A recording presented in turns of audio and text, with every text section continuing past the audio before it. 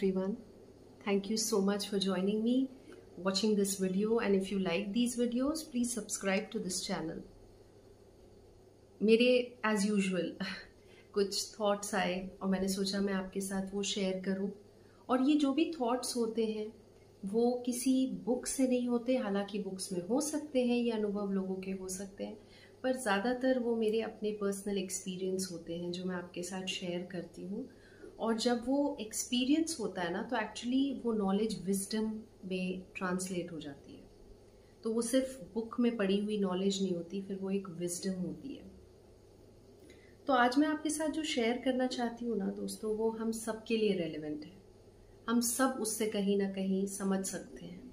देखिए, हम सब जानते हैं कि जीवन में कभी ना कभी हमें फिजिकल इंजरीज होती है, राइट? हमें चोट लगी है बचपन में भी। कभी वो चोट छोटी होती है, एक कट होता है, एक बर्न होती है, एक ब्रूस होता है, राइट? लेकिन कभी कभी थोड़ी और इंटेंस होती है, डीप कट होता है, फ्रैक्चर्स होते हैं, रप्चर्स होते हैं, कभी कभी उससे भी ज़्यादा इंटेंस होती है। पर हमें पता है कि वो बहुत पेनफुल होती है, और जिसे ये पेन जो गो थ्रू कर रहा होता है वो बहुत ही एक इमोशनल रोलर कोस्टर पे होता है, क्योंकि वो सोच रहा होता है, खास करके अगर कोई ज़्यादा लॉस हो गई हो, कोई ब्लड लॉस हो गया हो, या आपकी बॉडी का कोई पार्ट बहुत बुरी तरह अफेक्ट हो गया हो, तो हमें बहुत सारे इमोशंस एक्सपीरियंस होते हैं उस समय। सैडनेस भी होती है, चिंता भी होती है, कंफ्यूजन भी होता है कि मेरे साथ ऐसा क्यों हुआ, ऐसा क्या मैंने मुझसे क्या गलती हो गई। तो रिग्रेट होती है, एंगर होता है, फ्रस्ट्रेशन होती है, बहुत सारे इमोशंस होते हैं।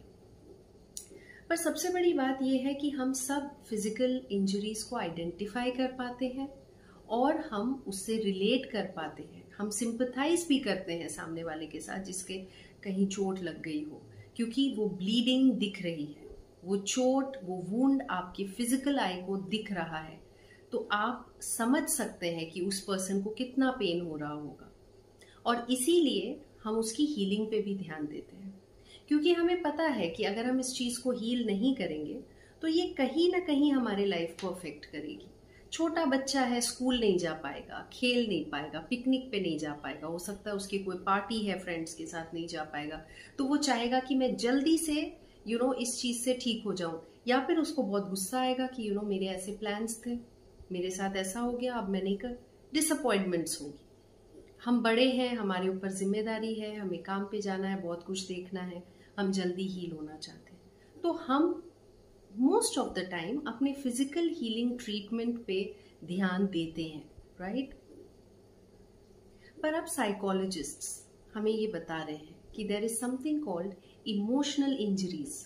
वी एंड्योर इमोशनल इंजरीज, और जैसे इंजरी का मैग्नीट्यूड और पेन डिपेंड करता है ना कि क्या हुआ, वैसे ही डे टू डे लाइफ में किसी से हमें डिसअपॉइंटमेंट हो गई, किसी ने हमसे बुरी तरह बात किया, किसी ने हमें क्रिटिसाइज कर दिया, किसी ने हमें रिजेक्ट कर दिया, हम किसी काम में फेल हो गए, किसी ने हमें बिट्रे किया, हमारे बेस्ट फ्रेंड ने हमसे झूठ बोला, हम जैसा सोच रहे थे वैसा हुआ नहीं, हार्ट ब्रेक हुआ, चीटिंग हुई।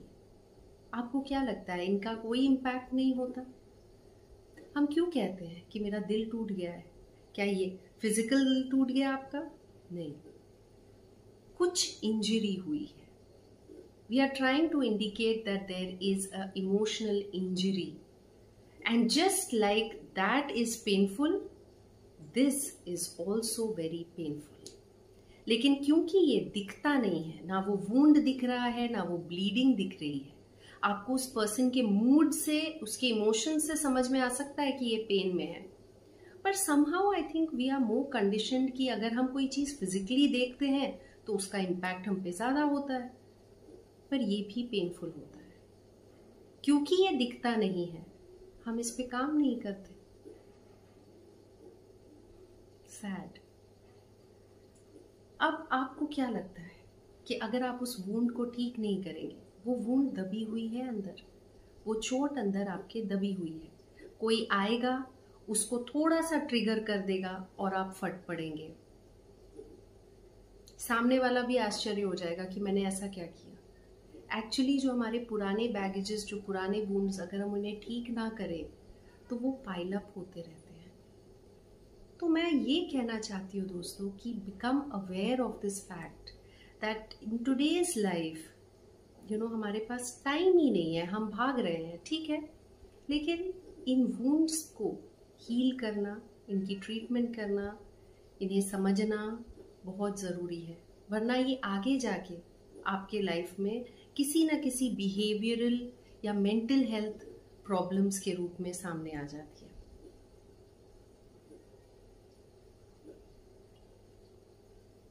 एक स्विस अमेरिकन साइकोलॉजिस्ट हैं एलिजाबेथ कुबलर-रॉस, आप उनके बारे में पढ़ सकते हैं। वो कहती हैं कि हीलिंग का एक प्रोसेस है। जैसे आपको फिजिकल चोट लगी, उसमें टाइम लगता है ना उसको ठीक होने में, एक प्रोसेस है। उसी तरह से जब आप इमोशनली किसी चीज से गो थ्रू कर रहे हैं तो वो भी एक प्रोसेस है, और उस प्रोसेस में कई फेजेस आते हैं। पहले के फेज में एंगर होता है, फिर आप एक ऐसे मोड में आते हैं कि काश ये चीज रिवर्सिबल हो जाए, काश ये चीज वापस आ जाए, काश ये चीज ठीक हो जाए, बार्गेनिंग बोलते हैं। उसके बाद एक डिप्रेसिव फेज आता है जब आपको लगता है कि मेरी बात कोई सुन ही नहीं रहा है, मेरी बात कोई समझ ही नहीं रहा है, मेरा दर्द कोई नहीं समझ रहा है, तो आप एक अलग फेज में जाते हैं। And then finally you come to acceptance. दोस्तों ज्यादातर नहीं, क्योंकि आजकल लोग समझते हैं, पर जब आप किसी इमोशनल पेन से गो थ्रू कर रहे हैं तो आपको ऐसा कहा जा सकता है कि लेट गो करो, फॉरगिव करो, छोड़ दो, इसी बारे में बात मत करो। हालांकि कभी कभी बात करना is clearing, is releasing, is cleansing. रोना, इतना क्यों रोना है?